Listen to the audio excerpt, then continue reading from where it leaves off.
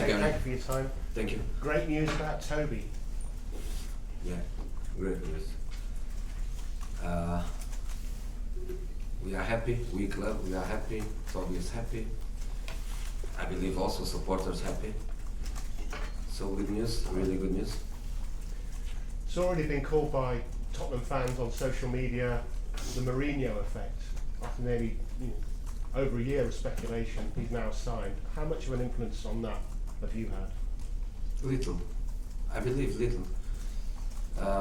When I read his comments, the thing that jumps immediately is I couldn't be happier in another place. So I think that's a fundamental thing. He loves it here. He was always happy here.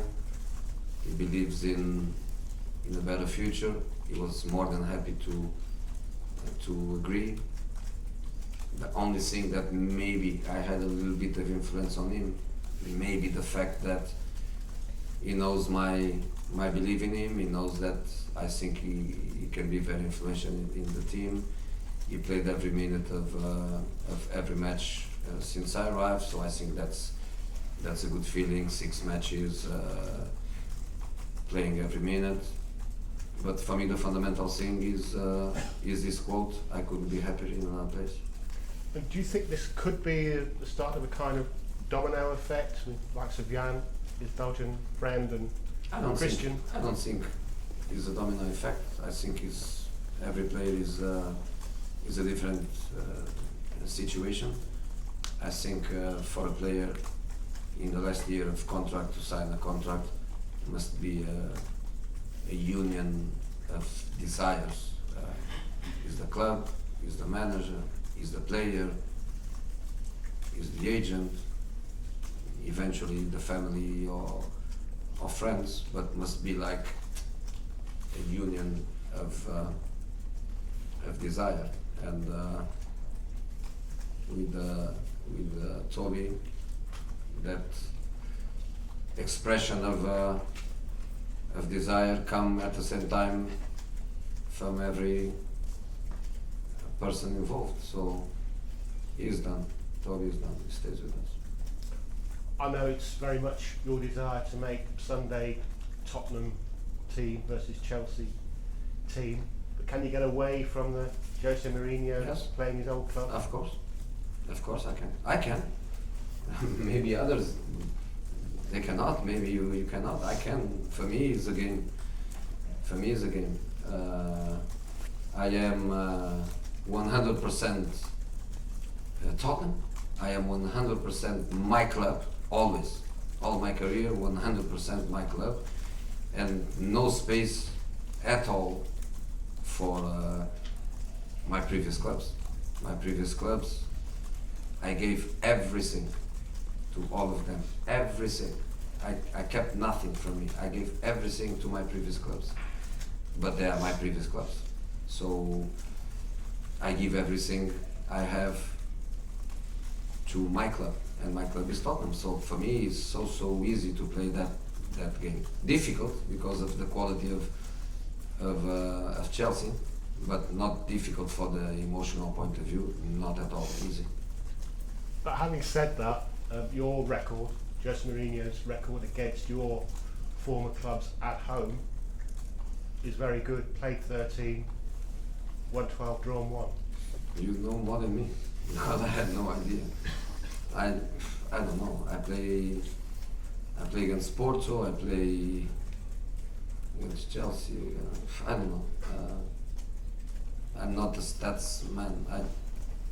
But it's so easy for me to say always the obvious. I told the same when we play Manchester United. Before the game is great to see some people that even now you consider your friends. After the game, the same feeling is good.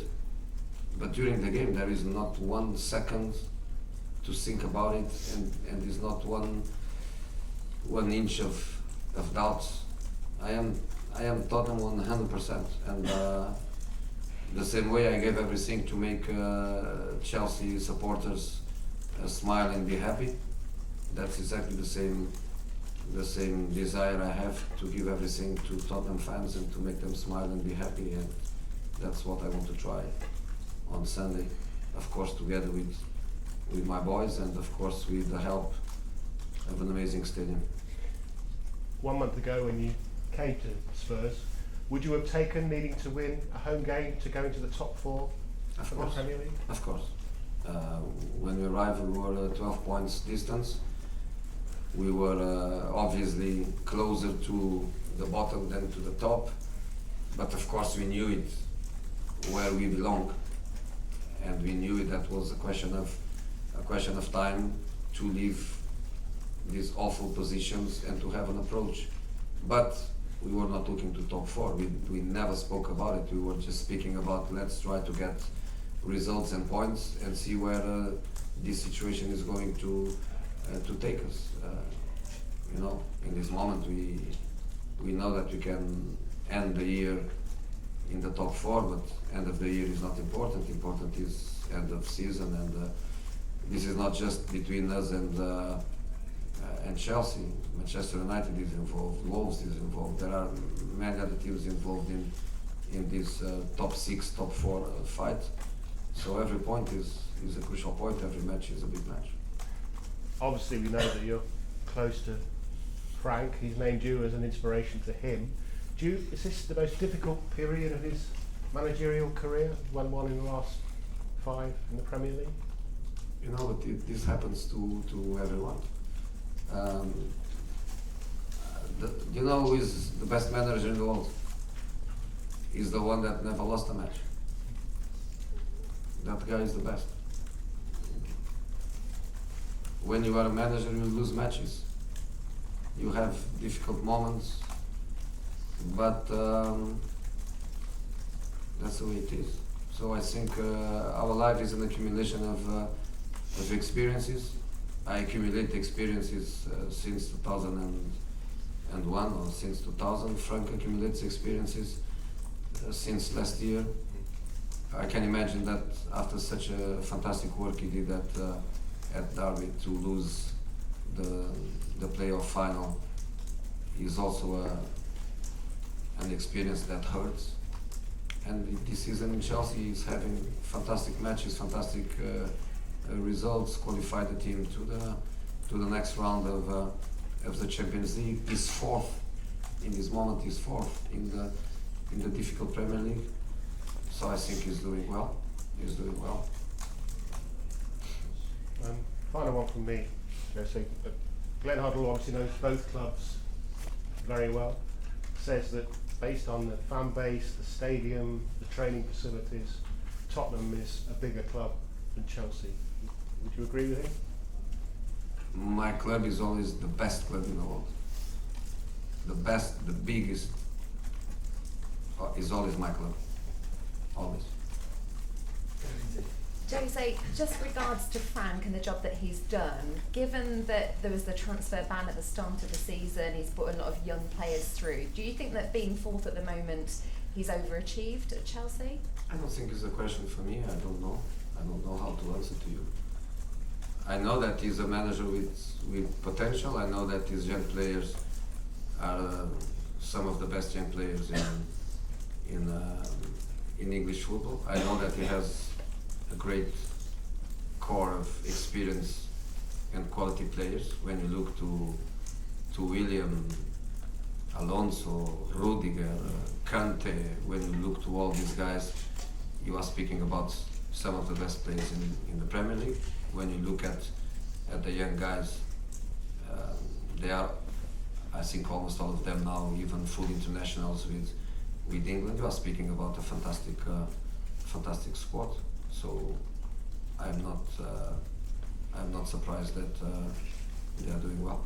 What will you do post-match? Are you going to have a drink? Is that something that you're expecting to do with Frank afterwards?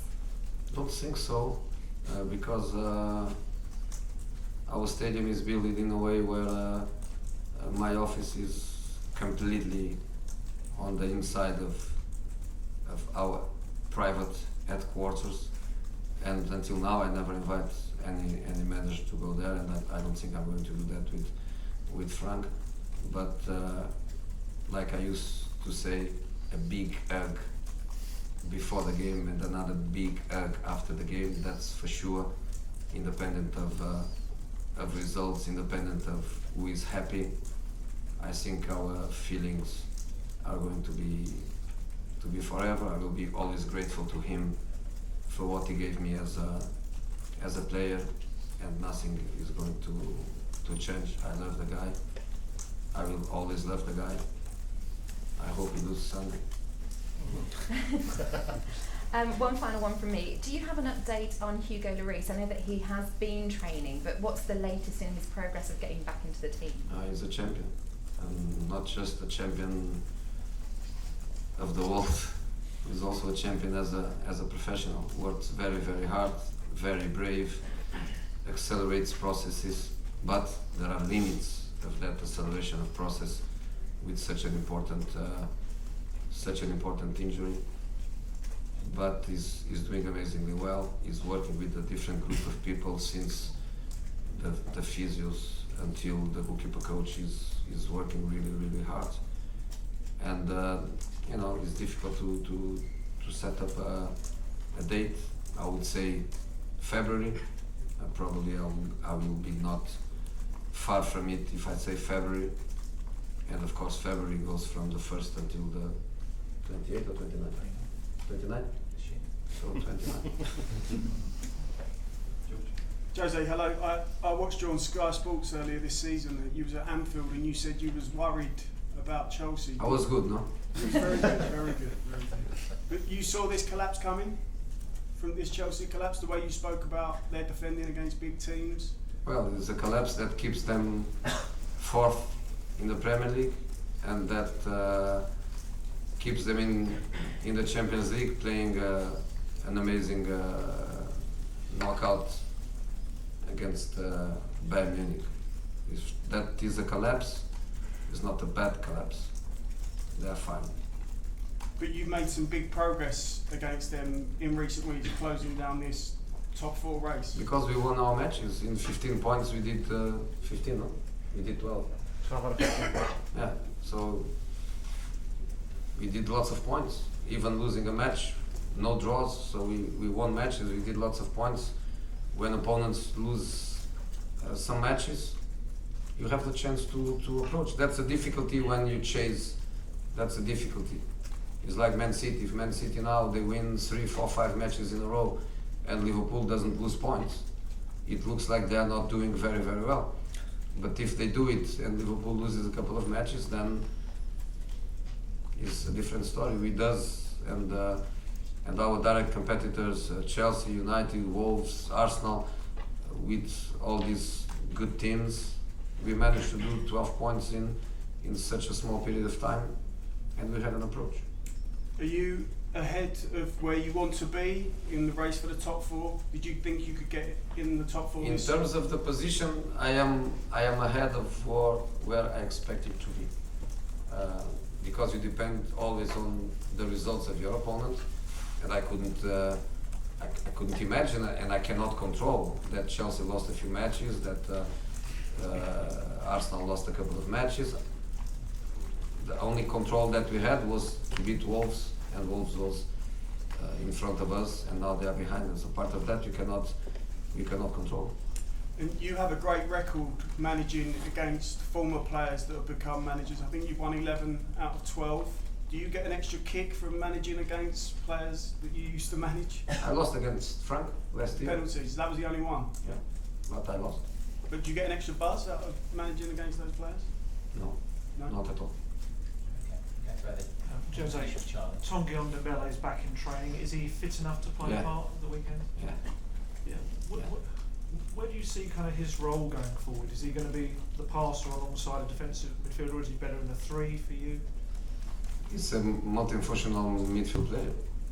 I'm not telling you the way we are going to play. I'm not even telling you that we are not going to change, because when you get more tactical culture and the players work more time with you, you are able to change. In this moment, clearly you could feel that in the first 2, 3, 4 matches I was very careful of trying to get the players into some stability and some dynamic, but Tanguy can play as a 6, as an 8, as a double.